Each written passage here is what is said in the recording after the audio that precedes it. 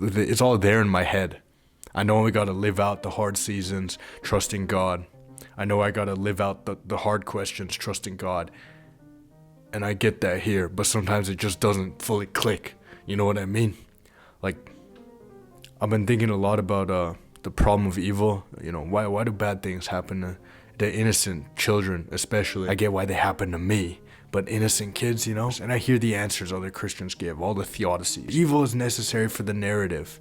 There would be no good without evil, or it wasn't God who did it, it was our free will. And it's like, yeah, I get it. And I read in the Bible how we don't know how justice works, and you gotta trust that. When I look at a kid with leukemia, you know, an innocent kid who did nothing wrong, having to deal with terminal cancer and early death, it's not clicking in my heart all the time. And I know it's supposed to.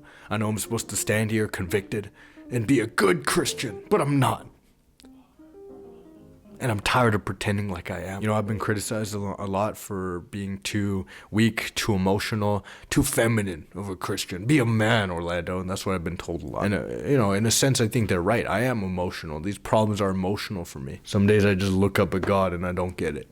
I don't get why this limited time on earth is spent with so much hatred and division and anger, man, even amongst Christians. You know, I've seen family members excommunicate each other, and from churches and church leaders kick out their son because they had a doctrine disagreement. And I get why that's important, but it just makes me sad. Yeah, here's me being emotional again. Like, that just makes me sad. That's all. And I don't get why we have to do it.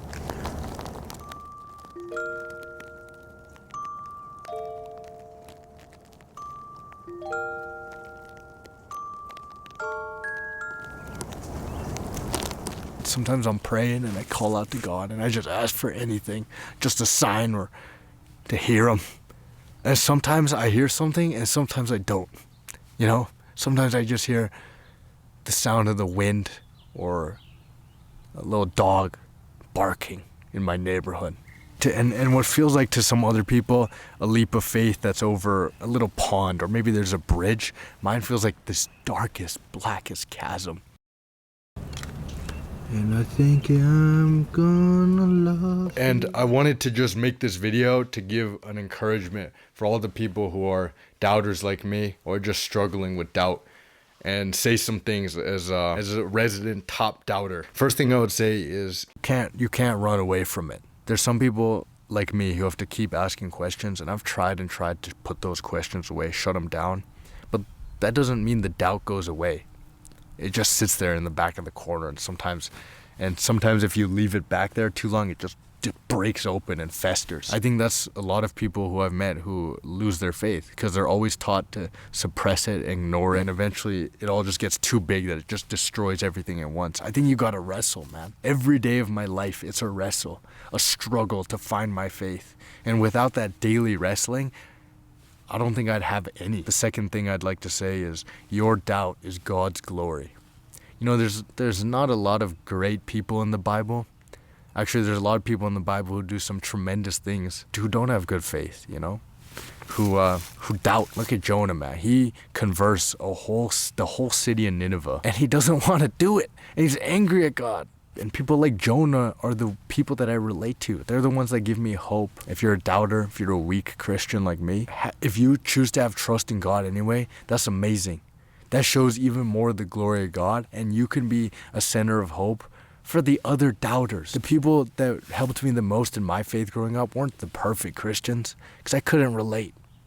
They were the doubters, the strugglers, the angry, downtrodden, broken people. It's raining now and it's warm. It's my favorite kind of weather.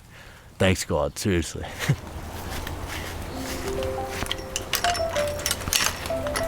The third thing I'd like to say is find the Father. For the people whose the facts or the syllogisms isn't enough for them to have faith, I think you gotta find those moments and look for those moments where God, your personal Father, is personally trying to reach you, and only you. I'll give you an example of one of mine, right? And it won't make any sense to you, and I think that's the point. I was walking and I was feeling really angry, and I walked past this church, and I see on the cross 3 crows perched up on it. And right there in that moment, I choose to trust, I choose to leap into the dark chasm that moment was put there by God for me, through all the questions, through all the doubt, through all the struggle. Just for me. I'm sure it wouldn't do much for you if you saw those 3 crows, because you don't care, but I have a personal fondness of the crows and the ravens, because they're really intelligent, they're really sociable. You can, they do things like mourn for when they're dead ones, or maybe I'm just emo, you know, who knows. But right there in that moment, when I needed it most, God shows me 3 crows. Or things like when I'm struggling to record a video because I don't know what to say. And it starts raining just a little bit, just like my favorite weather. Man, I'm really emo, aren't I? Anyways, but the point is there are these moments that maybe I won't get, maybe your friend won't get, and of course there are ways to doubt those. It could obviously just be a coincidence that 3 crows perched up. In those moments that God reaches out to you, you have to leap, no matter how big and dark that chasm is. Once you do, those moments become so much more beautiful. Through all the doubt and the pain and the suffering, when you find those times of faith, it's peaceful, it's beautiful, it's everything. And I guess in all that, that's why I'm thankful to be a doubter, because of those moments when I'm leaping. All right, thanks